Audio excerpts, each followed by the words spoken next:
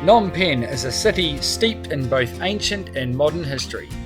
We fly in from Kochi in South India, rendezvous with family, and start our Cambodia experience by visiting the museum and palace, learning about the city's tragic experiences during the 1970s genocide, and explore the numerous markets.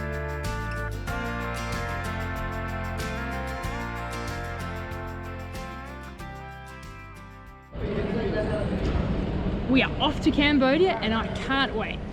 Another new country, very excited. I've been there before, but only for a few days, so I'm looking forward to exploring some more.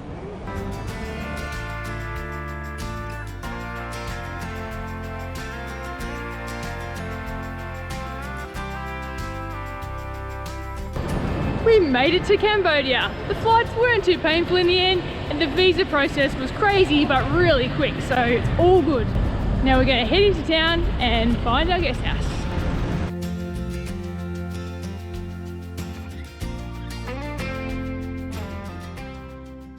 Our first full day in Cambodia. Yes, it took a little bit of time to recover from our flight yesterday, but we are ready to go and out to explore.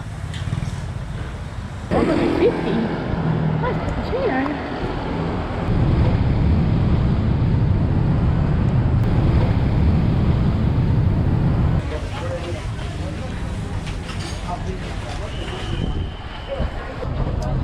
Great start to our market day.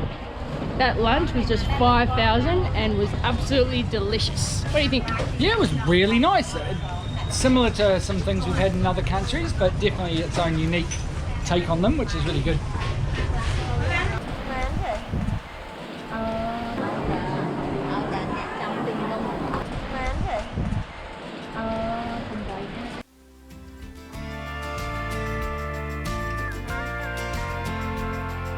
Phnom Penh night market, pretty much one entire block back from the river.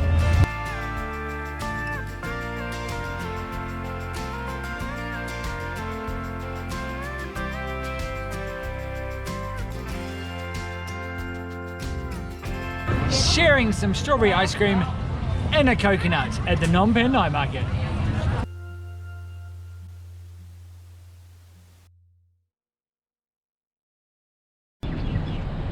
This is the National Museum in Phnom Penh. It is right opposite the road from our guest house. $10 to get in, quite more than we're used to, but looks beautiful from the outside.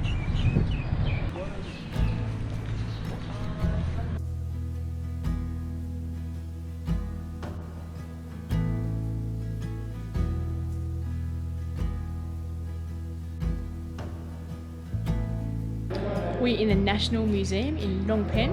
It's $10 to get in, and it's housed in a purpose-built building that is just absolutely gorgeous. There's sort of 4 little arms that are built around a nice courtyard that's nice and green with some ponds. It's really pretty.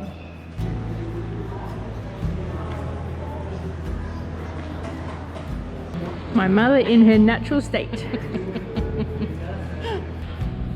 Right, that is one pretty neat museum. One of us did the audio tour, 250 somethings you can listen to, so I think you've got to be pretty selective, but really good examples. Tells a nice story through sculpture and bronzes and things like that. The building itself is really nice. Today could be a somber day. Today we're visiting both the Genocide Museum and the killing fields. I imagine it's going to be pretty confronting and rather distressing, but it's a really important part of Cambodia's history.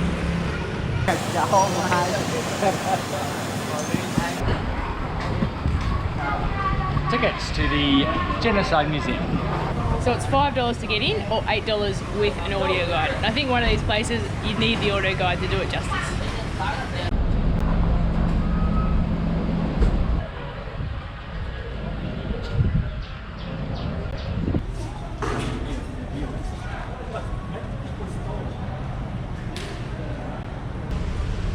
The S21 Museum was actually a high school that was taken over in 1975 and converted into a prison and run for 4 years. In that time, between 12 and 20,000 prisoners were brought through, and of those, there's only 12 known survivors.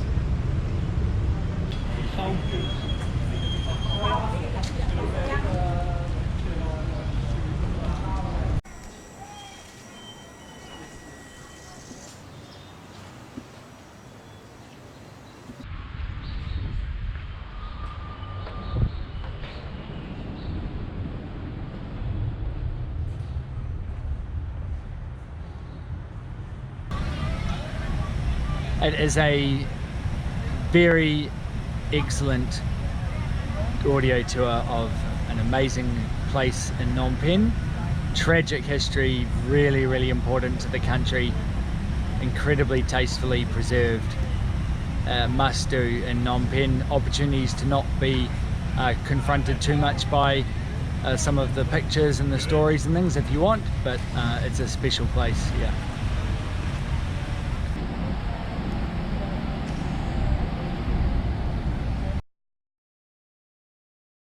Oh, that might be our grab there, is it? Hello! Yes, you got it? Yeah. Hello! Woo. Kel's got this grab thing sorted. Awesome way to travel around the major Cambodian cities. Credit card, Google Maps, all sorted, so you don't have to worry about how much it's going to cost, where you're going to go. And of course it's stinking hot at the moment, so every little kilometre counts.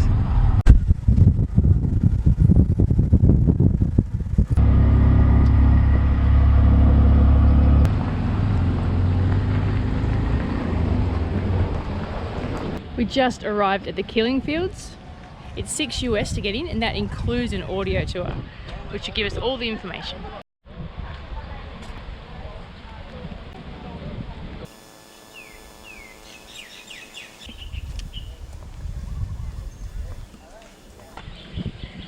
We have just finished here in Chung Ek Genocidal Centre, otherwise known as the Killing Fields, about 8 k's out of Phnom Penh. It's a very moving experience. There's another great audio tour to help you come to terms with what happened here, noting there are no real buildings remaining or too much to look at. Very well preserved remnants of the graves themselves. You do see bones coming out of the ground and cloth from the people who were slaughtered here. Behind me is the memorial stupa, which houses many remains of the people here. It's an incredible spot to visit.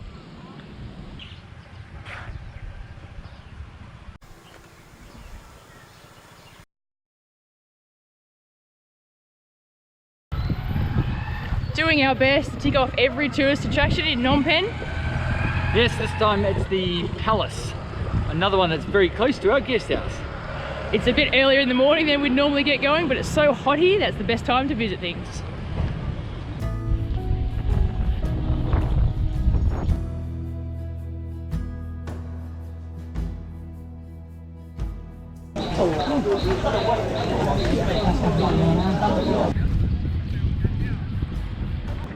We're inside the Royal Palace.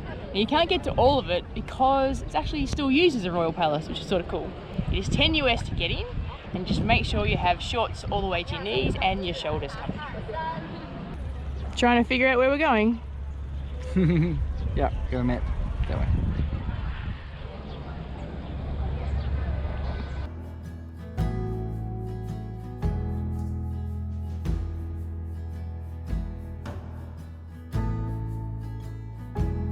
Oh, the silver pagoda is really neat.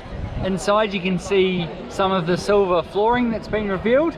There's a huge collection of artifacts and religious items, and the centerpiece is the Emerald Buddha on a massive pedestal, and he is one of the best examples of his kind that we have seen in Asia.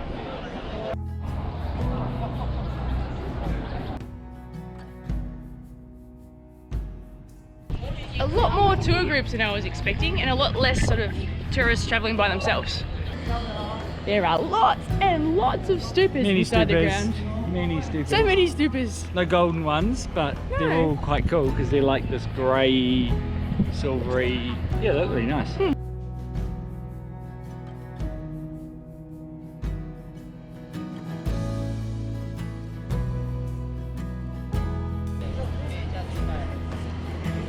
Everyone's hiding under the trees to avoid the heat.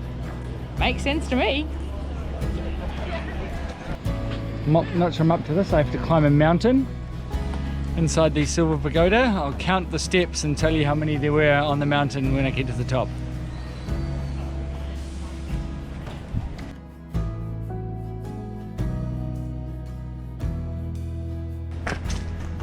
"21 almighty steps up the Khymer mountain." It's actually really nice and peaceful here, apart from me shouting.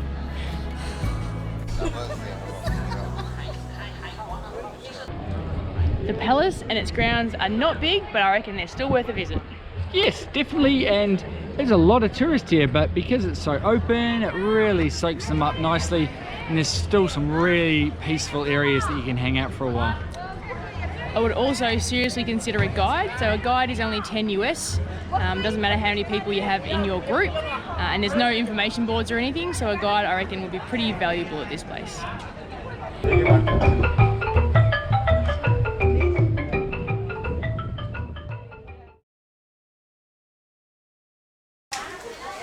Russian market, so named because in the early days of immigration to Cambodia, there's a lot of Russians, and this is kind of where they all hang out. Very social. It's got everything you'd expect any market to have, but it is renowned being one of the better markets for souvenirs in town.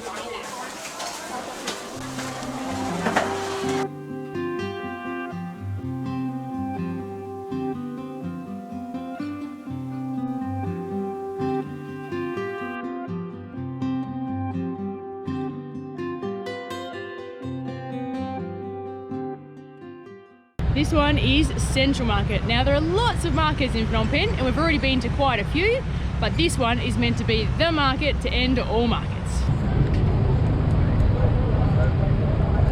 Holders or anything? It's kind of like... Go look. So we're right in the centre of the Central Market. Massive domed building, arms that stretch out in different directions. The whole centre part is jewellery shops. We're going to go have a look around. Look at this place.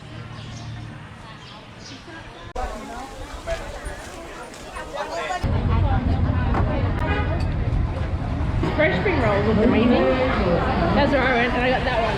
It's probably a bit naughty, but I just found my favourite Vietnamese noodle soup in the Central Market here in Phnom Penh. So, going to make the most of it. Don't know when I'll get another one. Grabbing a bun roux cure.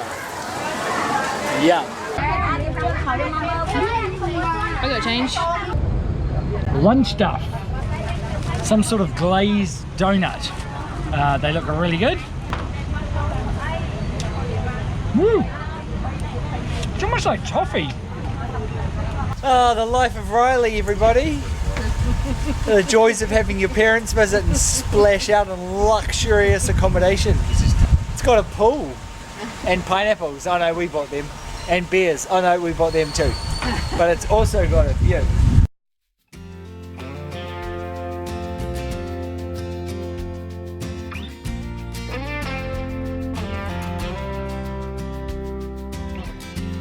A highlight of Phnom Penh was the waterfront and local markets, both great places to explore in the evening when the heat dropped.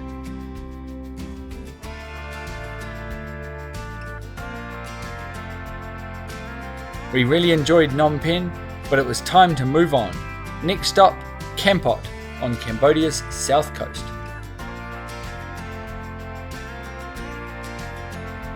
It's a really big version of one of my favourites. Really thin crepe with the meringue and the orange.